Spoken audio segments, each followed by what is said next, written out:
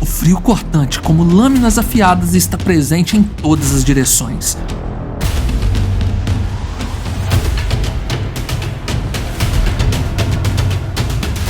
Um lugar onde a vida se adapta à escuridão e ao gelo.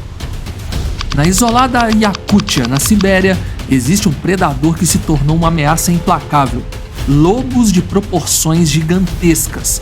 Então, nesse momento, em um embate direto com a população de indígenas locais, levando pânico às comunidades que tentam sobreviver nesse terreno inóspito. Isso não é um relato antigo, encontrado em velhos diários de aventureiros, mas sim uma situação atual que tem tirado o sono de famílias inteiras quando olham por suas janelas e enxergam olhos famintos lhes observando da floresta. A esperança da população local está nas mãos de um único homem. Mas será que ele poderá sobreviver aos lobos?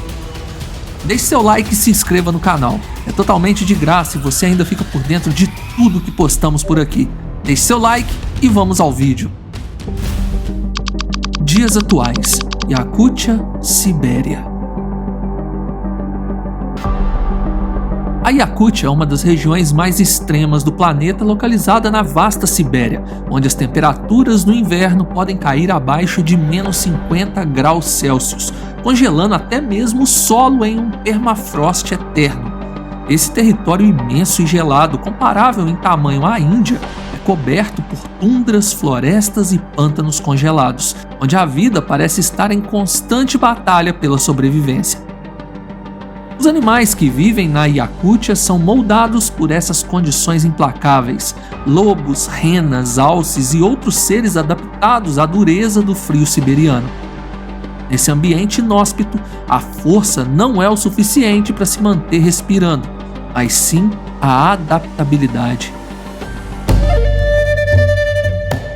No coração desse território existe uma população indígena que conhece cada centímetro dessa terra selvagem.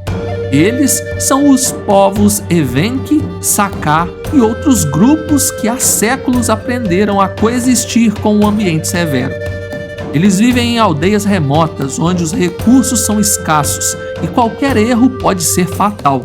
Suas vidas giram em torno da caça e da criação de renas, um animal que fornece carne, transporte e vestimentas essenciais para sobreviver ali.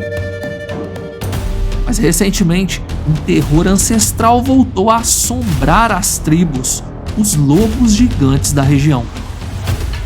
Nos últimos anos, a população de lobos na Iacútia cresceu de maneira descontrolada.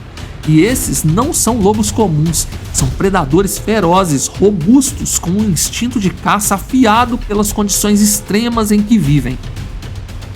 Esses lobos são maiores e mais resistentes do que os encontrados em qualquer outra parte do mundo. Os ataques começaram silenciosamente no início. Um animal desaparecido aqui, uma renazinha perdida ali, mas logo a situação piorou. Em uma única temporada, os lobos atacaram e dizimaram mais de 12 mil renas, levando os indígenas a uma situação desesperadora. A única solução proposta pelo governo foi organizar uma caça aos lobos, uma verdadeira campanha que mobilizaria caçadores experientes e ofereceria recompensas por cada lobo abatido. Essa caçada foi descrita como a maior operação de controle de lobos já realizada no mundo moderno. Porém, o pior aconteceria. Afinal, na falta das renas, os seres humanos podem ser um bom alvo de alimento para esses lobos. Esses lobos, criaturas majestosas e implacáveis, evoluíram para sobreviver à Iacútia, se tornando canídeos enormes. Em outras regiões do mundo, um lobo cinzento adulto de 1,60 m de comprimento, incluindo a cauda, e 85 centímetros de altura de ombro, é algo raríssimo, visto e registrado pouquíssimas vezes. Mas em Iacútia, esses números não são apenas comuns, eles são frequentemente até mesmo superados.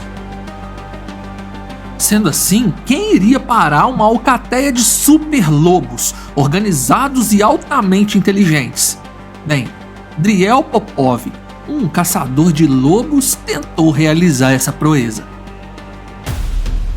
Driel havia prometido caçar uma matilha que havia atacado as renas de uma aldeia próxima. Armado com seu rifle e cheio de coragem, ele partiu em busca dos lobos sobre seu trenó na neve intensa. No entanto, ao contrário do que ele esperava, a cena encontrada dias depois aparentava que os lobos estavam aguardando a sua chegada. Após 2 dias de sua saída para uma caçada perigosa, um grupo de homens foram à sua procura, e o que encontraram foi um cenário de um verdadeiro inferno no gelo.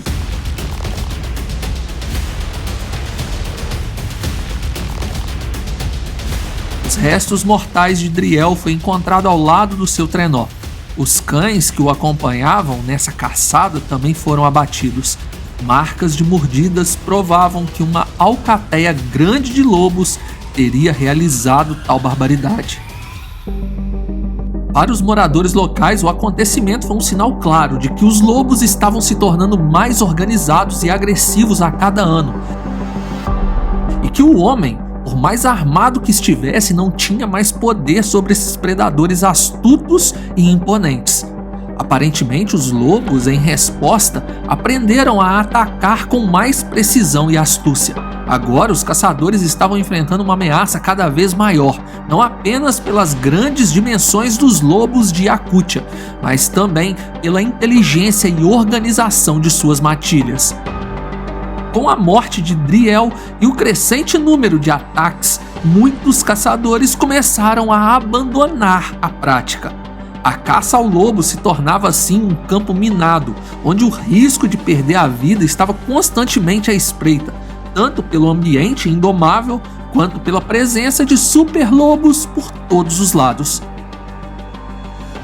A explicação para a dimensão e a ferocidade dos lobos de Yakutia pode estar profundamente enraizada na história geológica e climática da região. Mas não só isso, aquele lugar foi o lar de um ancestral canídeo muito poderoso. Em 2021, a descoberta de uma carcaça de lobo preservada no permafrost trouxe uma nova luz sobre a presença desses predadores e sua evolução.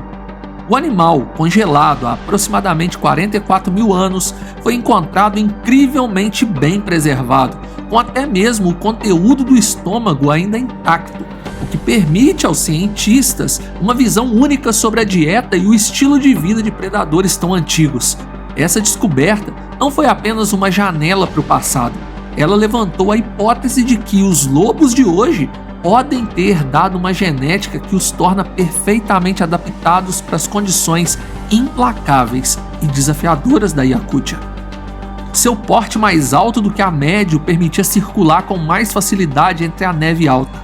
Seu peso e comprimento pareciam uma adaptabilidade para abater presas maiores de forma mais eficaz, como alces adultos, por exemplo, que teria carne para alimentar toda a alcateia de uma só vez. Além do que, em um passado muito distante, os lobos dividiam território com o leão das cavernas, e para sobreviver a um felino tão poderoso assim, eles precisavam ser mais robustos e mais astutos. Os cientistas acreditam que o lobo pré-histórico encontrado em Yakutia pertencia a uma linhagem de predadores maiores e mais agressivos, aptos para sobreviver aos rigores da Era do Gelo. A sua mandíbula mais forte e dentes mais largos são provas de que esse animal foi ainda mais feroz do que os seus parentes vivos. O lobo pré-histórico, com suas características robustas e adaptativas, é talvez um ancestral dos lobos de Yakutia atuais, cuja genética os tornaram imponentes e ferozes.